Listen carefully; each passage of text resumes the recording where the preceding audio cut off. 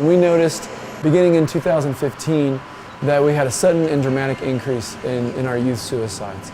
That trend continued throughout the rest of 2015 into 16 and 17. But very early in that increase, we realized that we had a problem, that this was a deviation from what we typically see in this community. And because we were following that, it allowed us to reach out to the people that we needed to try to figure out what we were going to do about it. In El Paso County, we have 8 towns and cities. We have 17 school districts. And so one agency cannot work on an issue alone. So when we have issues such as teen suicide, and we really want to promote the health and well-being of all youth in El Paso County, it's important that multi-sectors come together and work on the issue. It seems like we were receiving numerous concerning reports. And as a parent and as a public health professional, this is unlike any topic that I've been involved in. There's not an A to Z plan that you implement this plan and you're going to receive a 0 suicide outcome.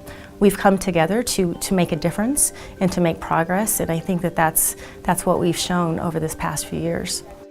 We brought community leaders together from law enforcement, from behavioral health, from school communities, really community-wide, and got together and talked about the issues.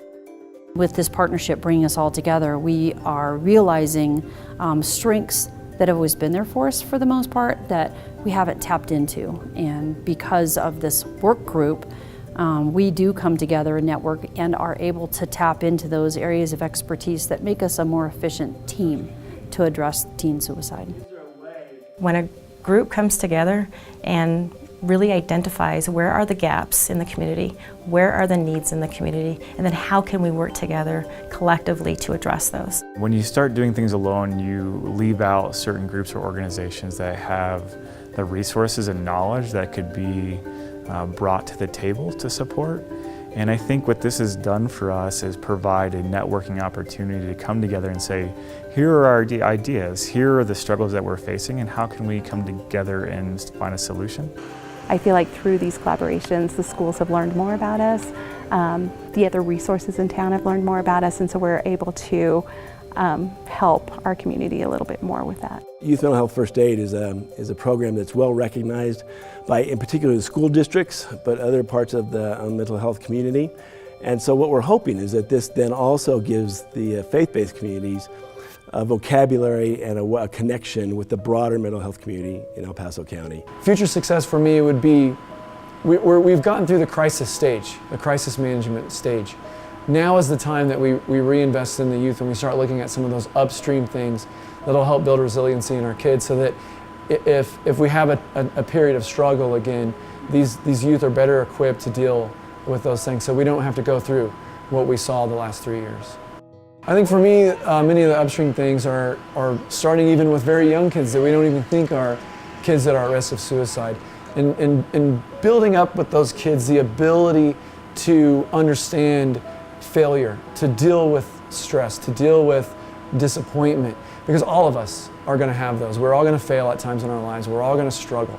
But the better equipped we are to deal with those periods, to have support systems in place, we can weather those storms. We can see the light on the other side and make it through. If there's just some way that we can all boats can rise with the tide, and these kids, I may sound corny, but these kids know we love them, right? That we're on their team, we're on their side, that we're working together on their behalf. Again, I mean it's not too corny, but it's true.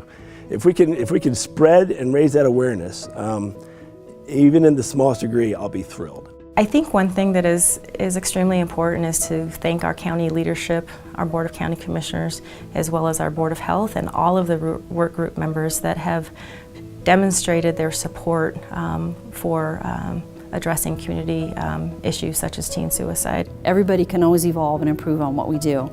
And if that end result, that big picture, is saving lives and keeping some of these young people from taking their own lives, all day long we'll do that.